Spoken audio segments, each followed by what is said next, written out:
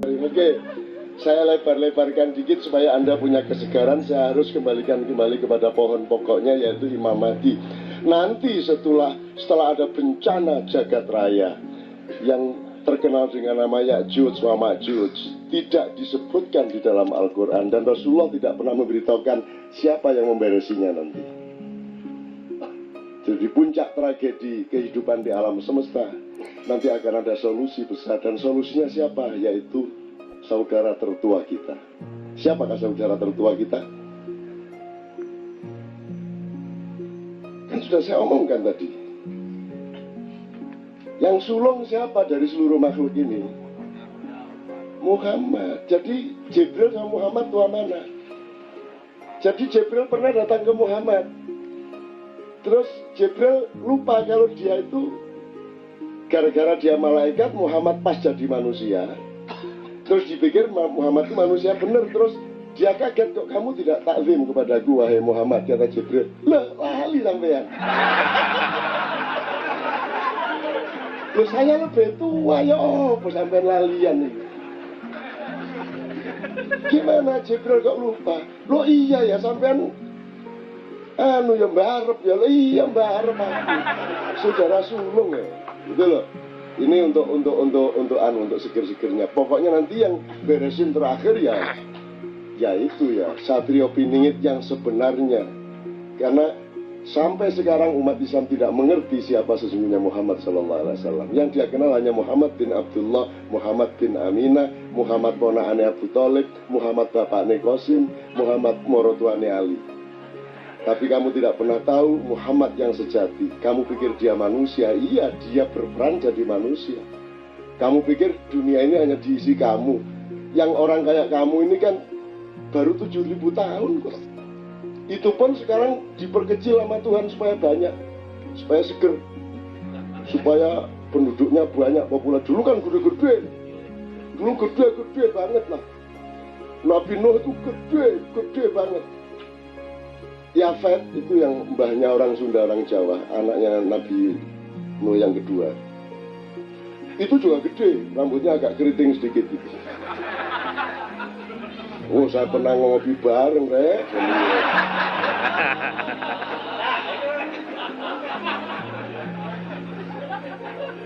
Gitu ya. Nanti apa yang tidak bisa dibereskan oleh Muhammad? Apa yang tidak bisa dibereskan oleh Rasulullah? Semua ini cuma dramanya Tuhan kok. Ini skenario loh. Kan gitu loh. Anda jangan terlalu serem-serem amat. Yang penting Anda manja dan cinta benar sama Allah. Dan kalau berdoa, nggak usah ngapalin doa. Karena yang bikin doa, kecuali doa dari Al-Quran dan Rasulullah, itu nggak apa-apa kamu tiru. Tapi kalau doa-doa yang bukan dari Allah dan Rasulullah, kamu jangan terlalu hafal-hafalkan. Jangan bangga kamu menghafal-hafalkan. Harus orisinal kamu. Tuhan, saya terlanjur janji nih sama istri saya nih. Aduh, jangan bikin malu aku dong. Ya Allah, aku ini ya Allah. Aku nggak pernah loh beliin apa-apa yang agak mahal istri saya. Kan saya cinta bener sama dia, dia juga setia sama aku. Ya Allah, masa sih nggak pernah bisa mau beliin kalung aja nggak bisa. Ya Allah, tolong dong, gitu loh. Caranya berdoa gitu. Ya tapi jangan keras-keras. Ntar kedengaran Pak RT dibalang kan. Bingung ngawur ya gitu ya. Gitu Mas. Ya Allah, jangan permalukan aku. Saya kan sering pernah cerita tentang para wali ya. Yang pernah saya ceritain, ada seorang waliullah di Pambusuang di Sulawesi Selatan. Orang yang alim, orang yang pendiam, orang yang tidak punya pamrih keduniaan, orang yang mentidakkan materialisme sedemikian rupa sehingga dia diangkat oleh Raja Mandar untuk menjadi ulama sesepuh di sana. Dan supaya dia tidak diktator memilih seseorang langsung, maka pura-pura diadakan sayembara. Sayembaranya sederhana, rakyat dipanggil, raja kasih kotak yang ditutupi kain mandar. 3 calon ulama sesepuh ini disuruh menebak isinya kotak itu apa. Ulama pertama mengatakan isinya kain mandar. Rajanya senyum karena dia yang ngasih, di situ bukan kain mandar isinya. Calon yang kedua mengatakan badik. Raja agak Kaget karena memang badik yang ditaruh raja di dalam kota itu. Nah yang ketiga ini imam yang kita omongkan ini, dia tahu isinya badik, tapi sudah terlanjur ditebak oleh calon kedua. Terus dia bilang sama Allah, ya Allah jangan permalukan aku dong. Kalau memang kau cinta sama aku, kalau memang aku engkau izinkan untuk memenuhi apa yang diidamkan oleh rakyat Mandar, jangan permalukan aku dong. Dia sudah terlanjur bilang badai, isinya badai. Kalau gitu tolong dong turutin apa yang aku omongkan nanti.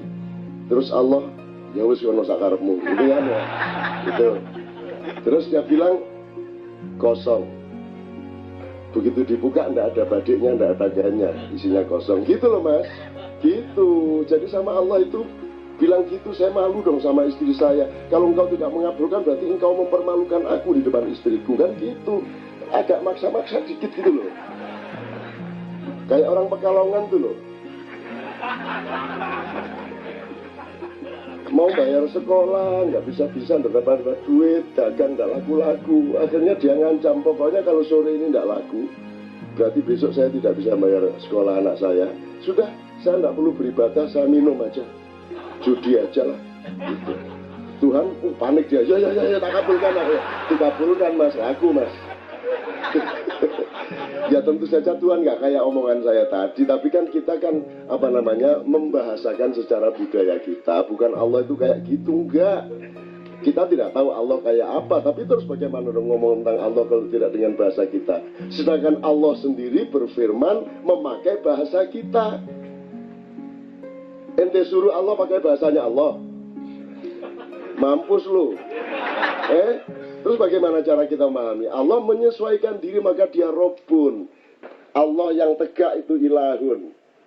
Kan Qul a'udzu birabbin nas itu Rabbun. Malikin nas itu raja tapi dia mengayomi orang. Terus ilahin nas. Jadi pertama aku ini sangat sayang sama kamu, maka dia pakai huruf ra, melengkung begini. Disayangnya manusia. Tapi kamu jangan lupa loh, aku ini bukan hanya pengasuh, aku ini bisa mengasuh kamu karena aku ini raja di raja kamu, Malikin Nas.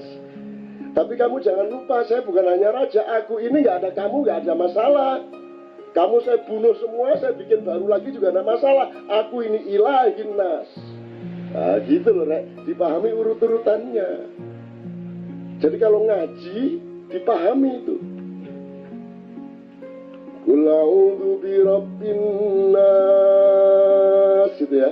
Malikin nasnya menggambarkan dia raja, ilahin nasnya menggambarkan gagah perkasanya Allah sebagai individu. Jadi ngaji itu bukan menghafalkan lagu.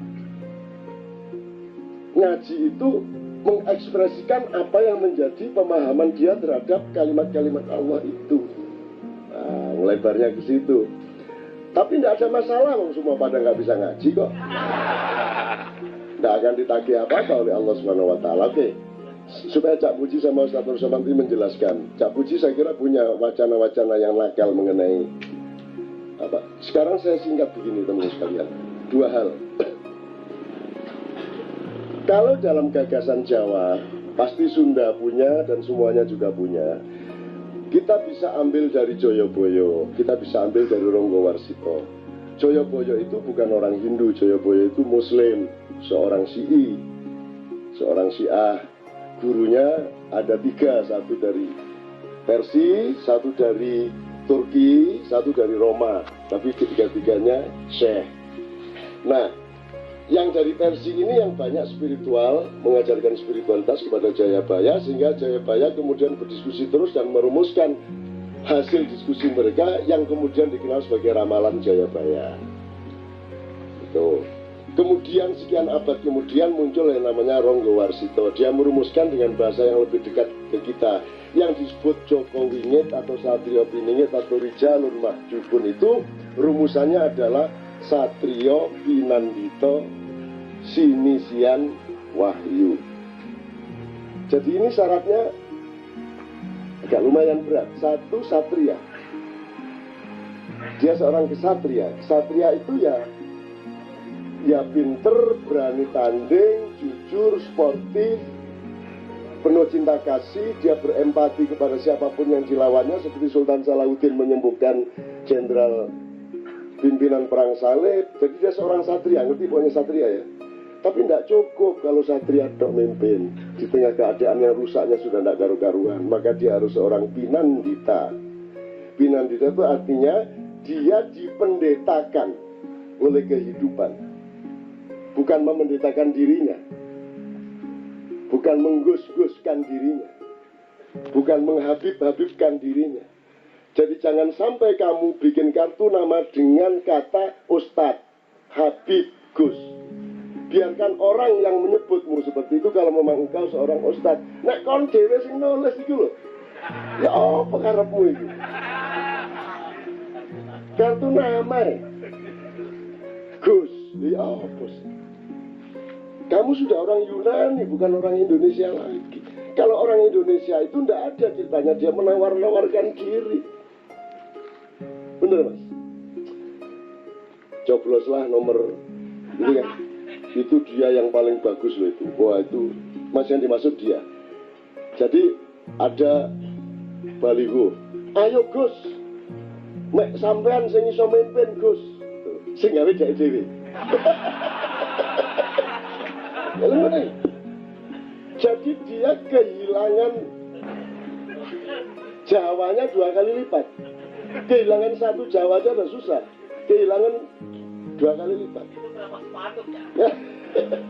Ono meneh sing kene ning nganggo klambi kaya Bung Karno digawe trembel terus ngene.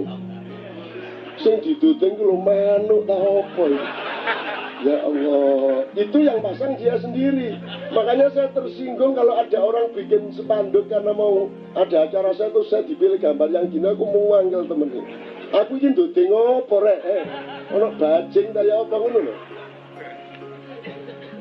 Jadi teman-teman sekalian, ini saya ingetin yang kecil-kecil begini supaya Anda itu lebih berani hidup sebagai dirimu tanpa embel-embel apapun. Saya manggil beliau Syekh karena kecintaan saya, bukan feodalisme dan bukan pujian, bukan apapun, itu karena cinta saya. Tapi kalau gini, saya datang ke Anda, ke kampung Anda, Ustadz Ainun Najib, ya, benar ya. Terus saya pakai peci, pakai serban, pakai gamis, tidak ada salahnya dilihat, mungkin bagus. Cuman ada satu bahaya. Semua orang yang ada di situ pasti punya kesimpulan bahwa yang pakai peci tadi, yang pakai serban tadi, yang pakai sarung tadi pasti orang yang lebih pintar daripada orang lain, betul nggak? Iya nak iya. Lo ini kan kalau galak penipuan jenenge. Lo sengarane raimu pinter lo sapa?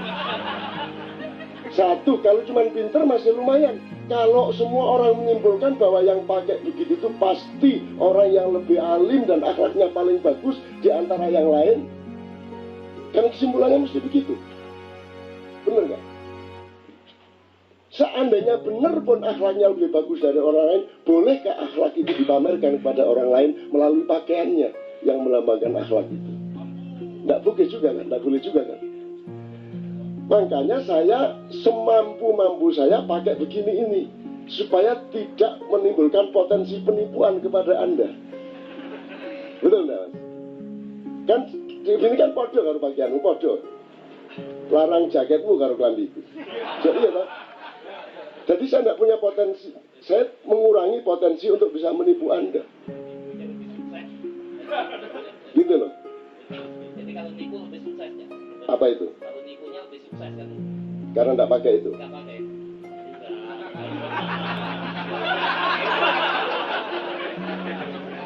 Iya, bisa juga, bisa juga.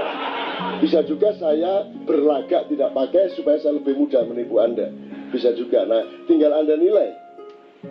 Tinggal Anda nilai saya selama ini menipu Anda di bidang apa, Anda harus kritis kepada saya. Dan Anda tidak boleh mendewakan saya, Anda tidak boleh mengiwan faleskan saya, Anda tidak boleh menghabib syekhan saya, Anda tidak boleh mengzainuddin MZ-kan saya, Anda tidak boleh memuhammadkan saya, Anda tidak boleh meng-SB-kan saya. Saya adalah saya, dan saya menjadi saya adalah karena Allah menjadikan saya sebagai saya, dan tidak karena yang lain.